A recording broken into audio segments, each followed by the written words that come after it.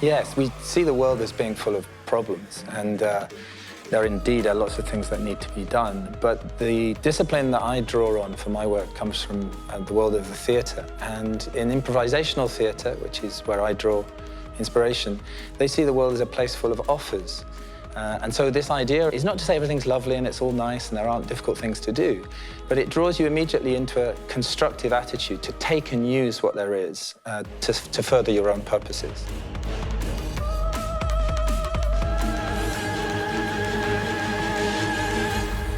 A complex world demands an improvised response for the simple reason that you cannot anticipate what is going to happen. So there is so much going on in an interconnected world, and everything connects together in such a way that there is always going to be an unpredictable element.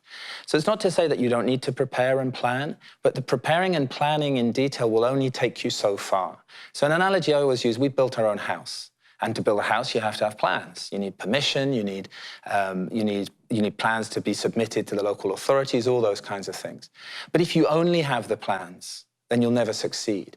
And in two ways. One is because there'll be unexpected things that occur that you'll have to deal with. So materials that don't arrive on time, or a change in the weather, something that's beyond your own control. And on the other hand, there are opportunities to take advantage of that nobody could see when they were doing the design for the house. So a view that you could get from a particular place, that if you built a balcony, you could have that view. So I think that's why improvising is important in this complex world, both to solve problems that come up that you can't anticipate, but also to take advantage of opportunities that you wouldn't have seen in advance. Robert Poynton, formado em Filosofia e Psicologia, designer de experiências de aprendizagem, vive fascinado com a incerteza, acredita que devemos valorizá-la em vez de temê-la. Desenvolveu uma abordagem inovadora, inspirada no teatro de improviso.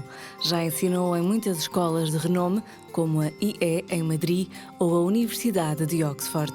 Vive off the grid, literal e metaforicamente. Na sua casa, alimentada à energia solar, numa zona remota de Espanha, organiza retiros para diferentes clientes, ajudando-os a adotar uma perspectiva diferente.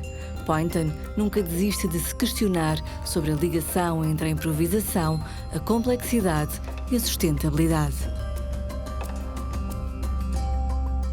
How could improv change the world we live in? I see it very much as a compliment. So I'm not suggesting that improvisation, everything should be improvised or we should improvise the whole time.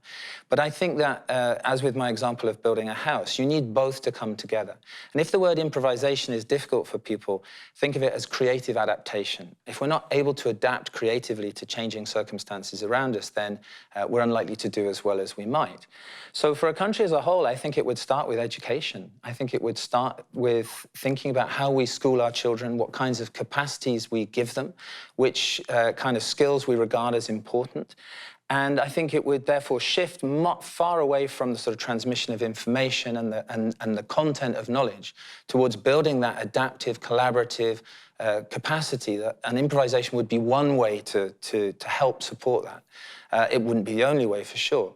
But I think a whole country becoming improvisational would look like a living thing, rather than sometimes what they look like, which is kind of a dead thing, a static thing, something driven by bureaucracy. It would be very lively and very vivid, and all sorts of new experiments and ideas would be popping up all over the place. And I think that's a future to aspire to. I taste like brie and Cabernet.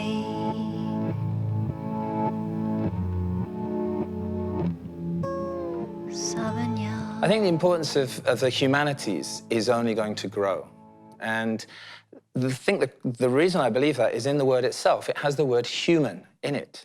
So we're not technical creatures. We are humans with all that that implies. And the arts and culture and the humanities in general provide us with a different set of languages and concepts and ways of both understanding the world and expressing what we think and feel and want to do in the world. And I think that seeing the world simply, or the future simply, as a kind of technical thing is to miss out on an important part of our nature.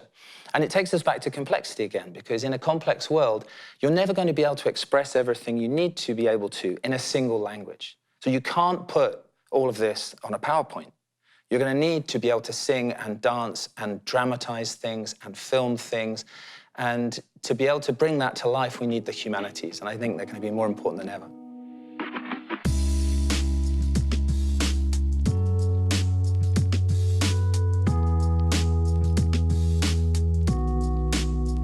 European Innovation Academy is a non-profit organization with a mission to educate future entrepreneurs.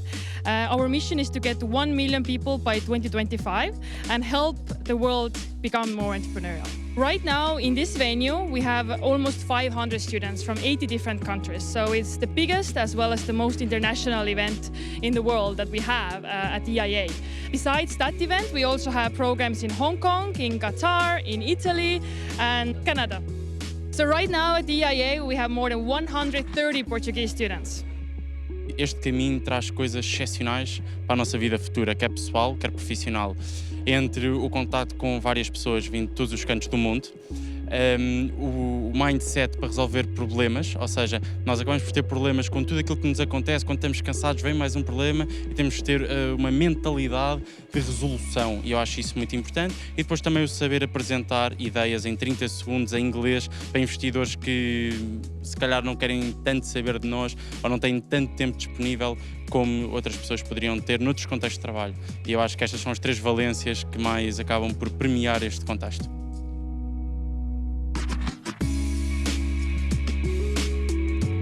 Eles aqui estão-nos a ensinar as bases, como funcionam os negócios, quais são os passos pelos quais temos de passar, qual é o processo para passar da ideia ao negócio. So when students apply to European Innovation Academy, more than anything else, they have to be motivated and they have to be ambitious, because this program is not for normal people. It's intense, it's extreme experience, and not all students are suitable for this program. But during the program, they will get a lot of different skill sets. So they will learn how to work with different cultures, how to solve problems, and how to become entrepreneurs. I've been learning how to validate an idea, because sometimes you can have like an idea that could be great for some people, but the only way to really find out is go out and not ask, hey, do you like this idea? No, but to really have a better knowledge of the problems that these people are facing. So basically, I've been learning how to really create a super fast startup.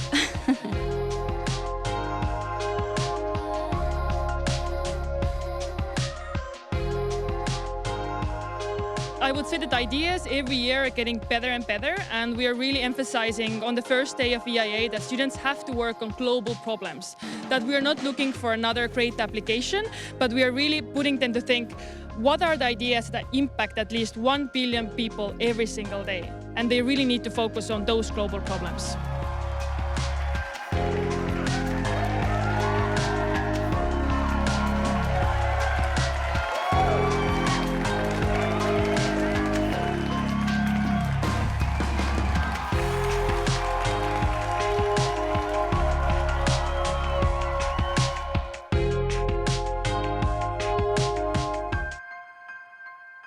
The value of Singularity University, I think, is about, yes, bringing all of the latest cutting-edge technology in front of people and giving them a sense of excitement, on the one hand, about what's possible and how unimaginable the future is. So I think it's partly about animus, about imagination and excitement.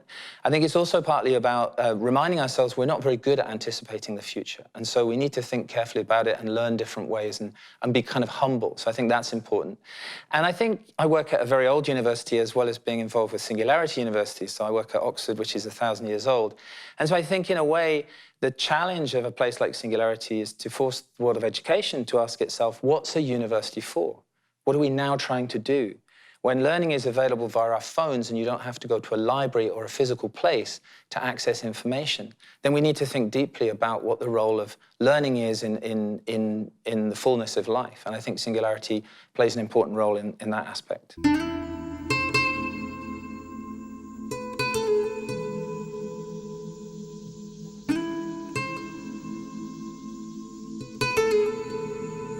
Yeah, so I live in this strange place off-grid just outside a small town called Arenas San Pedro in central Spain. And what took me there was instinct more than anything else. At the time, my wife and I had 2 small children and a third one on the way, and they were all boys. And we wanted to be able to have them live outdoors and be in nature. So it was a very emotional thing initially.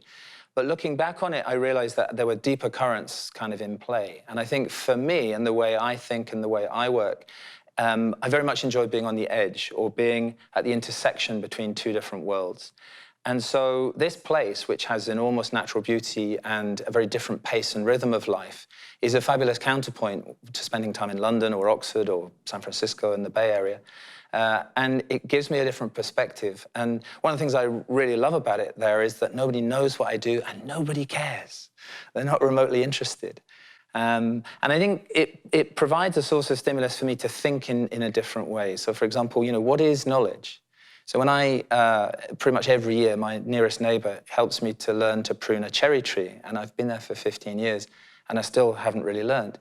And when I'm with him, I can tell that he can see the future. So he makes a cut here, and he can see how the whole of the tree is going to grow in 2 or 3 years. So I think that that's both humbling on the one hand, but also inspirational, because you realize that people have engaged with nature and with natural things in a very sophisticated way, even if it doesn't look sophisticated to, at first glance.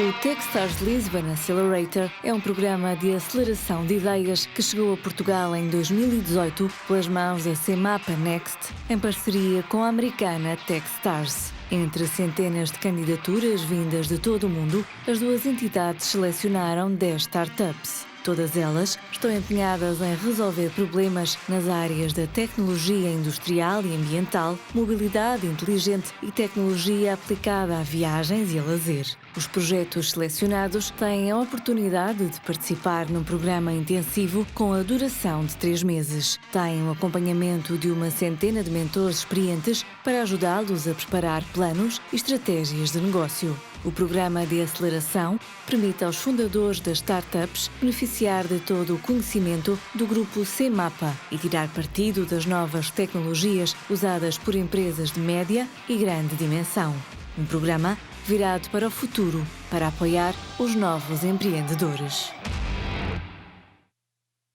So Do Pause, which I finished last week, actually, is really, it's ended up being a book about time and our relationship to time. And in the work I do at Oxford, I think it's very unusual for any of our participants to not have a problem with work-life balance. And that's how they tend to describe it. And the pressure that people are under in a fast-moving and fast-changing world to do more and more and more is enormous and comes at a high cost. It comes at a cost to their effectiveness, and it comes at a personal cost. More and more people are burning out.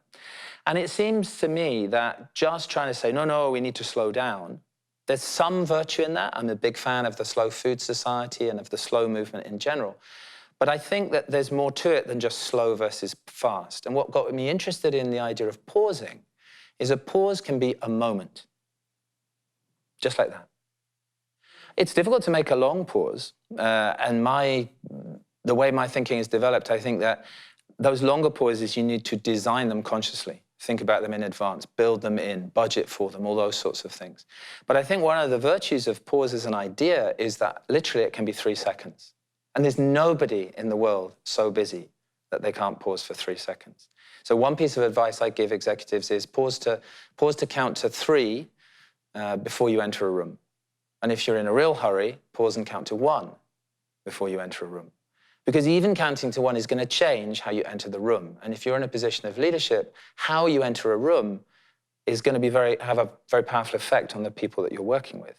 So that's what I'm trying to do, is to get us away from this idea that time is a limited resource and we need to squeeze stuff in.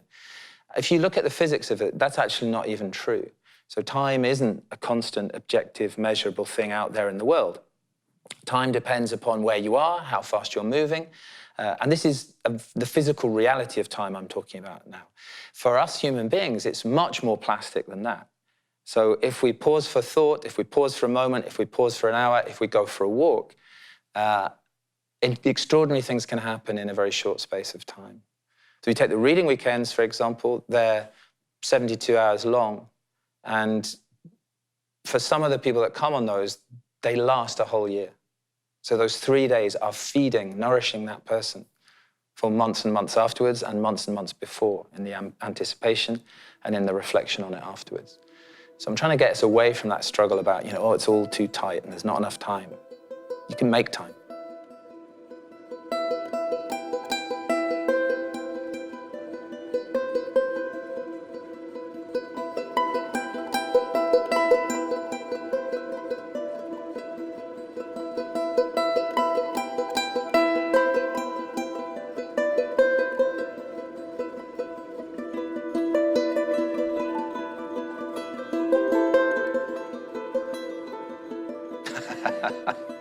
Have people forgotten how to play?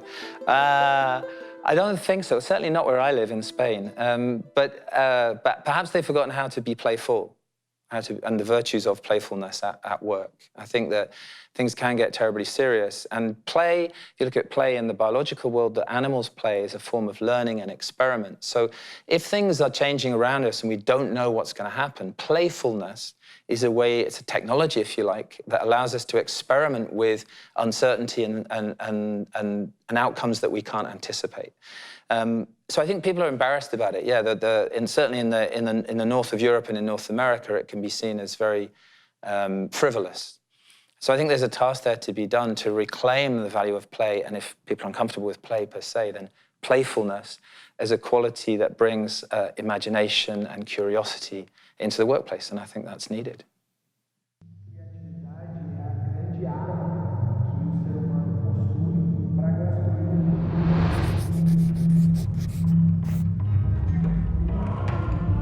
A criatividade é a grande arma que o ser humano possui para construir futuro melhor. A Galp tem vindo a desenvolver novas metodologias de aprendizagem e formação numa ótica muito mais externa, muito mais criativa. A gente tem vindo a fazer isso através de parcerias com outras organizações, onde a gente possa co-criar oportunidades de desenvolvimento para as nossas pessoas, trazer novas perspectivas, novas competências, mas de uma forma muito mais inovadora.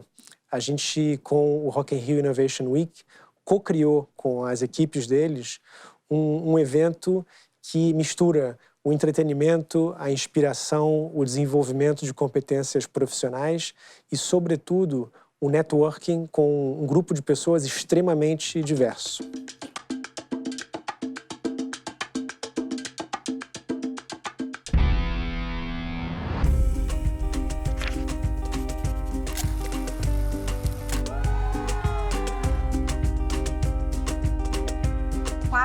Dias de uma jornada profunda de troca de conhecimento, de experiências, de muita conexão.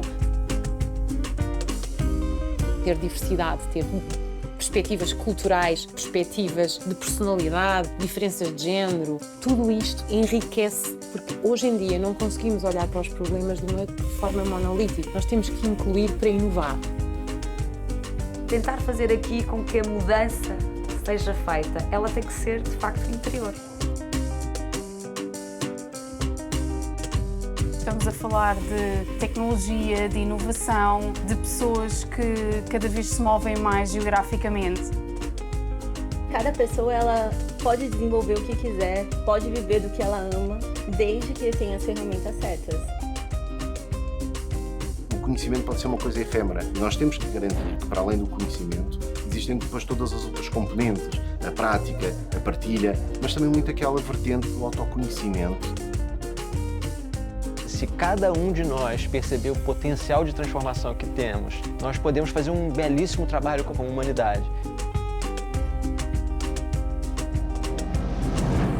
A primeira mudança tem que acontecer dentro de ti. Tens de querer muito mudar dentro, para depois isso refletir fora.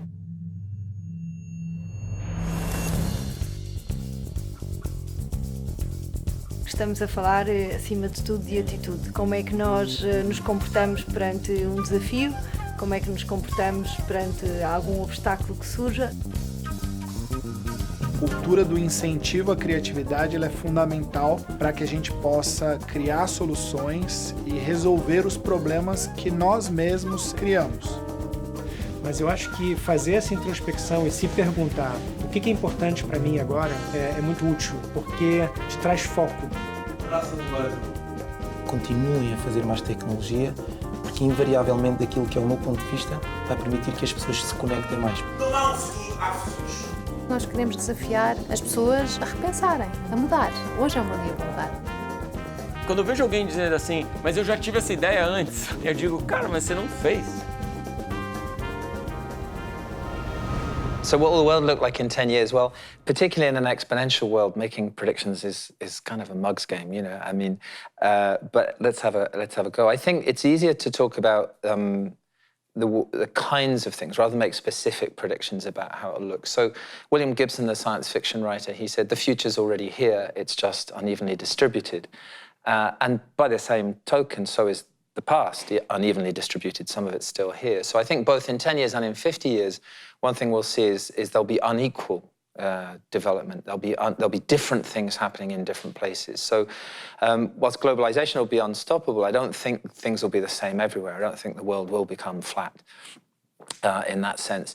I think that what we'll see is an increasing amount of kind of small, agile, creative, vibrant groups of people small groups of people doing things will become more and more important. And I think that will have both positive and negative sides. So it only takes a small group of hackers to mount a cyber attack. It only takes a small group of people to come up with an amazing solution to a problem. So I think we'll live with this kind of we'll be living with a very creative ecosystem. I think in 10 years, probably not much will seem to have changed. At a global level, we'll see a drift of power towards China, I guess.